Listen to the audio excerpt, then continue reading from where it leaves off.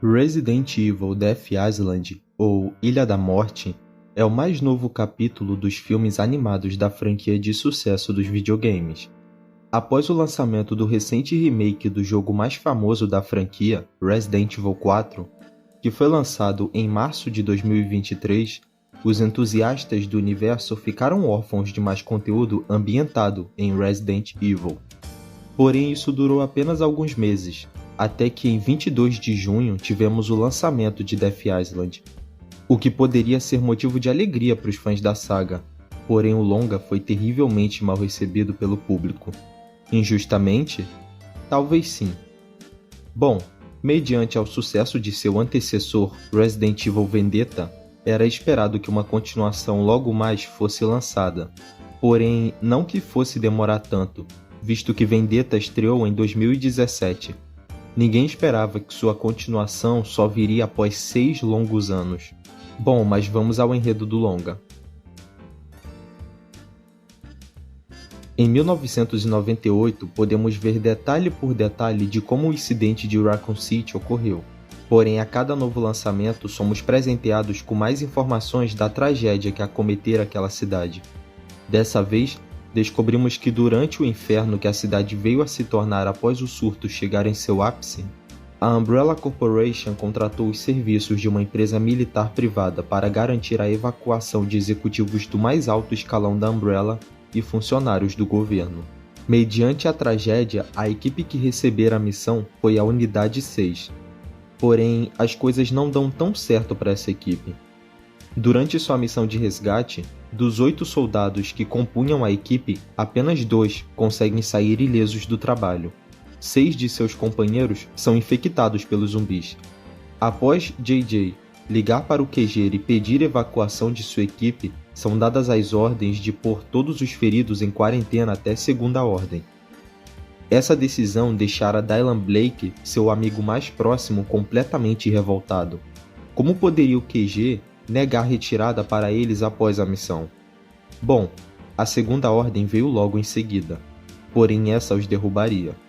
Foi categoricamente ordenado pelos superiores que a dupla Dylan Blake e JJ exterminassem os seus companheiros de equipe, uma vez que os mesmos já foram infectados pelo vírus, suas vidas já estão encerradas.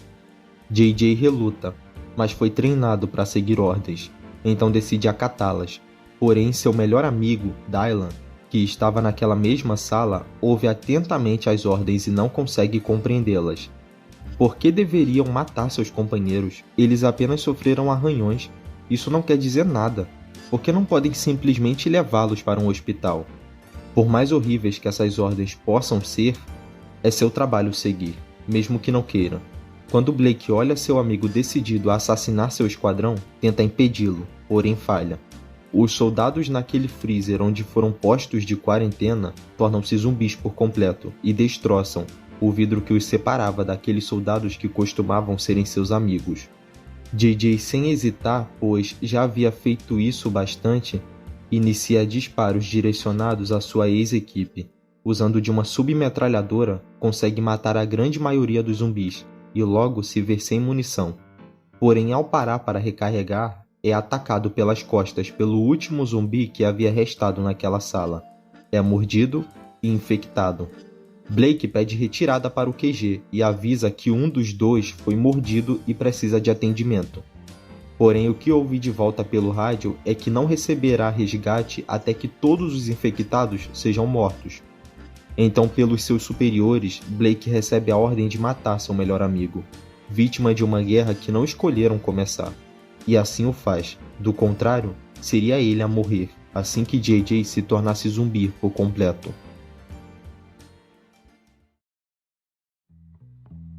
Bom, saindo um pouco da história, o início desse filme é forte e pega onde mora a boa memória de todo fã de Resident Evil, que é Raccoon City. Foi lá onde tudo começou e para muitos foi onde acabou. Aqui nós vemos uma história que ocorre no início do surto viral. Provavelmente acontece ao mesmo tempo que o início da história de Jill Valentine em Resident Evil 3, já que lá também nos é mostrado o começo do surto, pela perspectiva dela, é claro. Aqui temos a Unidade 6, um grupo interessante, porém extremamente mal explorado. A história deles é contada de maneira linear, em flashbacks espalhados pelo filme. Mas para facilitar a compreensão de vocês, eu os juntei e narrei de uma vez só, para não embaralhar as informações e consequentemente confundi-los. Bom, uma das principais críticas desse filme é seu vilão corrido e mal explorado. Porém, ao meu ver, Dylan Blake não me parece ser o problema, mas sim o roteiro. A apresentação dele é boa, porém o pecado está em seu desenvolvimento. Blake é interessante e poderia ter sido bom, mas o sofrível roteiro de Makoto Fukami e péssima direção de Ichiro Hasumi o reduziram a um vilão medíocre. Apesar de Hasumi abalar em cenas de ação, nos momentos de construção que são necessários para nos trazer um bom personagem, ele falha miseravelmente. Voltando à história, 17 anos após Raccoon City ocorrer e também um ano após o fim de Vendetta, vemos que a agente da FOS Ingrid Hannigan incube o agente da DSO Leon Scott Kennedy a encontrar e levar sob custódia o pesquisador da DAPA e engenheiro robótico Dr. Antônio Taylor, por vender informações confidenciais a potências estrangeiras. Durante sua perseguição, Leon é interceptado por Maria Gomes, sobrevivente do grupo de Glenn Arias, principal antagonista de Vendetta. Maria amava seu pai, Diego, outro membro da equipe de Arias, e Leon foi o principal responsável por sua morte, daí surge sua rixa pessoal contra o agente americano. Leon falha em sua missão, e logo após isso vemos Rebecca Chambers, que está de volta nesse filme. Ela entra em contato com Chris Redfield para elucidá-lo de casos recentes de 12 pessoas que foram mortas após serem misteriosamente infectadas por uma versão modificada do T-vírus, que foram encontradas com marcas de agulha em seus corpos. Chris vai visitar sua ex-parceira, Jill Valentine, em busca de mantê-la longe dessa operação, devido ao tempo em que esteve sob controle de Albert Wesker e subsequentes problemas de saúde mental que lhe acometeram. Porém falha. Sua ex-parceira demonstra muito interesse no caso e quer segui-lo, pois acredita que, assim, ela poderá ajudar as pessoas que estiverem em perigo. Enquanto esteve sob controle de Wesker nos acontecimentos de Resident Evil 5, Jill fez coisas das quais se arrepende amargamente. Por isso podemos entender essa ânsia de querer ajudar outras pessoas. Ela quer redenção de seus pecados. Aqui vemos uma Jill um tanto diferente do que havíamos visto em Resident Evil 5. Seu visual, principalmente, regrediu ao que era em R3. Porém, sua personalidade é muito atrativa a quem for assistir o filme, uma das principais protagonistas da franquia bem representada como era de se esperar. Tanto que sua simples imagem foi utilizada como parte do marketing de divulgação do filme. Devido aos fãs estarem há tantos anos sem ver nada dela nos jogos que vieram após Resident Evil 5. Claire Redfield, irmã de Chris, se une aos outros para analisar as informações reunidas por cada um sobre os recentes casos de infectados. Claire descobriu uma orca infectada nadando perto do Santuário Marinho Nacional, que está se alimentando de outras baleias. Após analisarem as informações reunidas, eles percebem que todas as vítimas humanas haviam visitado Alcatraz a turismo, pouco antes de tornarem-se infectados. Chris, Jill e Claire viajam para lá, se passando por turistas, mas são separados após um surto de zumbis começar na ilha. Jill logo se vê perdida nos esgotos, onde encontra Leon, que está em busca de Antônio Taylor, que havia sido visto nas redondezas. Os dois encontram um arsenal, onde há projetos de drones em formato de mosquitos, porém são capturados por Dylan antes que possam descobrir mais alguma coisa sobre esses drones. Após os acontecimentos que Dylan Blake vivenciou em Raccoon City, o mesmo desenvolveu um forte sentimento de negação em relação à justiça que existe no mundo. Dylan não acredita que ela funcione e, por isso, infecta Leon e os irmãos Redfield para que Jill assista às suas mortes, como ele foi obrigado a ver a de seu melhor amigo. Blake é um vilão interessante, porém mal escrito. O fato daquilo que o torna vilão ter acontecido em Raccoon City é muito bom, visto que a cidade é uma personagem importantíssima para a vida de cada uma daquelas pessoas. Blake, assim como Leon, Jill, Chris e Claire, são pessoas que passaram pelo inferno que ele passou, mas encontraram formas diferentes da que ele encontrou para lidar com aquele sentimento.